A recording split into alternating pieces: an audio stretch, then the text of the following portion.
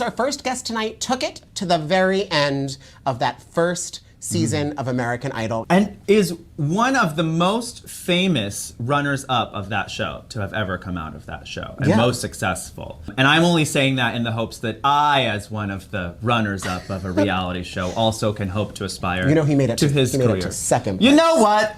He made it to second place. He's also released 2 studio albums, an acoustic EP, and starred on the great Broadway. Also, spoiler alert, his hairdo tonight is going to transport us back in time. Let's welcome to the show the one and only Justin Guarini. Oh my goodness. Good morning tonight. I saw you backstage and it took me back to 2003. Look. And it's a sickness. No, it's gorgeousness, it's beauty. For anybody watching at home who doesn't know, I want to remind everybody that, Justin, you were a theater boy first. Before you skyrocketed to American Idol fame, you grew up in the theater. You're a theater boy first. Because it's like on the Tony Awards when they're like, and welcoming home, Justin Guarini. Like, you know when they say that? It's like, welcome back, Megan Mullally. Like, you knew her before. I got my first theater experience at Capers Dinner Theater. I don't know how it happened. I was 15 years old and I showed up to this audition. I sang, they gave me a job. It was a dinner theater, and I mean, we had everybody coming through that dinner theater, like the bus tours with the, shall we say, seasoned folks came in. And like literally it was like every time we were like trying to sing, there was like clink, clink, and all the noise. And I will never forget my first experience. I sang, I Am What I Am. And I put on a head, sort of like the Carmen Miranda sort of fruit hattie thing, the dress, the breasts, the heels, and I, at 15 years of age. You must have been gorgeous. I loved it. It was so awesome, and people in the audience loved it. And this was like that. Like, I'm 42 now, so imagine 15. You do the math. You know, it wasn't like a thing, right? Have you recently done full drag? Because you would be gorgeous. Oh my goodness, no. The last time I did that was for Priscilla, Queen of the Desert. I showed up, and because I got these man hands, they put some gloves on me, and like they dressed me up. It's not like my thing, but put me in drag, I feel fantastic. Yeah, I mean, if you've got the cheekbones, honey, you got the bone structure, go for it. Well, I just love being able to like embody a different person and a different persona. Like, it's so much fun. I can't wait till this show happens live in front of an audience of thousands, and we get you back, and we're gonna be like, and surprise, we're putting you in drag. Well, how about this? I'll make a challenge for you. When all this is over and we can maybe get together in person, the three of us, why don't you give me a drag tutorial? You set me up, you beat me, you give me everything. I will come on and we will do a show together. How about that? That'll be fun. Sold. You guys, Justin, you know you're on the internet right now. Like, there's record of this. There's now record. And this is now, we're holding you to this.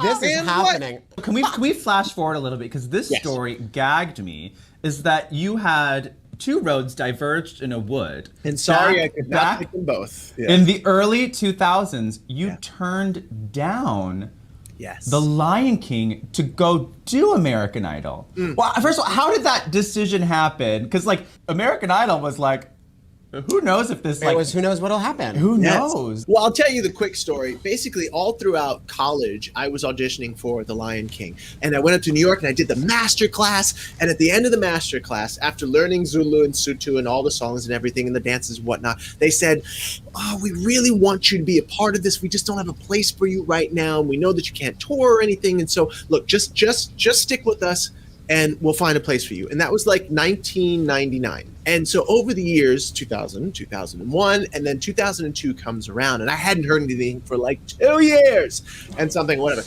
And so then I go audition for the show nobody's ever heard of. They tell me I'm going to Hollywood, and I've got this yellow piece of paper. Who knows what that means, right? And so I'm sitting in my car, and right before I go off to fly off to Hollywood, and I get this phone call, and it's from Jay Binder. And he's like, we've got the role for you. He's like, a chorus role. And I mean, I was like, what, 22? And it's like, okay, great, boom. And it would have been my Broadway debut. It was something that I had wanted in the track that I had been on for years. And so I had to tell them, well, there's this thing, the show out in LA. I might get cut. Can I call you back in a week? And so What ended up happening was I was one day, about 3 or 4 days into Hollywood Week, after we retired, after they made us learn all the lyrics, after they did all the beating up of us, I was walking down the aisle at the Pasadena Civic Center, and I see the lights spinning around, and all these people I'm competing against but also friends with are in the audience, and I see the desk with the 3 chairs and the cameras and the booms and I look up at the stage, and I all of a sudden start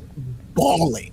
And what I recognized in the moment was I was up on that stage singing in the very same place that so many of my heroes in the music industry had come and sang. That stage that I was singing on with big poofy hair at 22 years of age was the same stage that at the 50th anniversary of Motown, Michael Jackson, for the first time, debuted the moonwalk on the very stage that I was on. So many people like that. And so in that moment, there was this voice that said to me, "You got to do this. You got." So I called up Broadway, and you know how we say, "Oh, excuse me, it's Broadway calling," like that joke. Yeah. Like I literally had to. Call you called Broadway back. I was just like, "Thank you so very much, but I'm going to go with this." And just a little bow on the story. 10 years later, I would be in the show that you saw me in, Women on the Verge of a Nervous Breakdown, my very first show, and we had our opening night party in the hotel in Times Square, in the conference room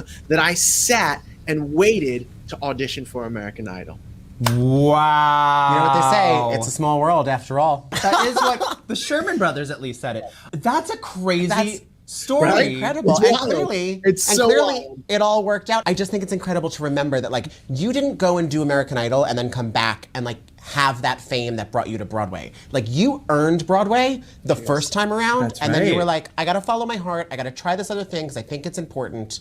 And then, Broadway's always waiting. Broadway's It's waiting for all of us right now. Just that's think such about a how great it's going to be. Think about how great it's going to be when we all get back together. It's Yeah. like, it's going to be so amazing because right now I'm supposed to be in the Britney Spears musical. That was supposed to be happening right now. And like, there's so many people who I know and love, and they're all they're chomping at the bit. And so when it happens, it's going to be absolutely amazing. And I think it might be a renaissance in our industry if we do it right. Yeah. I am sure I'm hopeful. but I think it's gonna be electric. So much of what I love about the Broadway community and why I feel like it is my home. Not television, not film. I love them. They're great. But Broadway is my home because the people. We are the most inclusive, most loving. I mean, look, there's some people out there who aren't that great. But you know, all in all, we are the most inclusive, most loving community of folks. We invite everyone in, and it doesn't matter what you look like, who you love, as long as you are willing to put yourself out there and express yourself. This is the home for you, which is why I love it. And coming from the stigma, which is what it was at first, of American Idol before reality TV was a thing, coming from that stigma, I was so lovingly accepted into the Broadway community, and I will never forget that. And that's why it'll always be my home. And on that note, I know you're also, you are a mentor, an arts educator. You're very passionate about kind of the future of the next Broadway generation. and the world. Yes. Tell us a little bit about what you've been up to, from home, from your Philadelphia apartment. Is that where you are? Oh, yeah. This is actually my office. I'm going to do that so there's not a light flare. Ah, there you go. Yeah, you like that? This actually leads us into the conversation. I wrote a book called Audition Secrets. I had a really, really terrible audition experience one time. They treated me very poorly.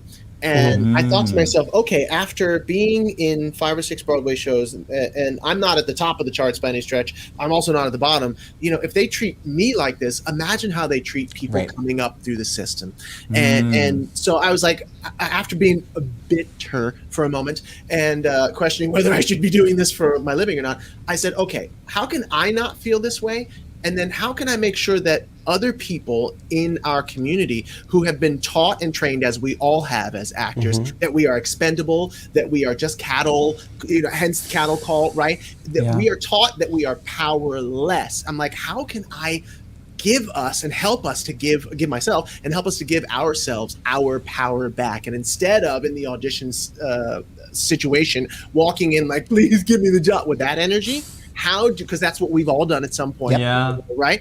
How can we walk in really valuing our own worth? Because the show doesn't happen without us, honey. Right. Right? Okay. Right? So let me tell you. So, and you don't need to come in and be an a-hole about I'm it. getting a free class right now. This is great. But what I'm saying is, how can we come in owning our own power? And it's just as simple. And I cover that in the book, Audition Secrets, 5 secrets. But one of the secrets is going in and recognizing that you are on the same playing field as the people you are going in to audition for. And when you come in your power and you say, I am an artist, I am a creator, you on the other side of the table are artists and creators. Here is what I have got, my unique version of this story. I'm going to give you what I got. Hey, do you want to partner with me on this? Yes? Great. No? Great. Thank you very much for the experience. No matter what, you can walk out of the room with a victory there if you start from that energy. And believe me, so many casting directors, their job is to sniff out lies and liars. And what do we do when we walk in the room and they're like, how are you doing? We're like, I'm great. You're like, I'll be whatever you want. Yeah, like exactly. You won't be, which is a lie, right? We lie to people whose job it is to sniff out liars. Yeah. And so when we come in with just that little adjustment in energy, it doesn't have to be cocky. It doesn't have to be braggadocious. It just has to be grounded and centered in who we are. They notice. And whether they might not hire us for that job, but they notice that we don't come in BSing like most people do. So it immediately sets us apart. And so Audition Secrets by Justin Guarini. Buy it on Amazon. I don't need to put the link because I think everyone knows how to get to Amazon. Amazon.com. Justin Guarini, you're the best. Thanks for hanging out with us, and good morning tonight.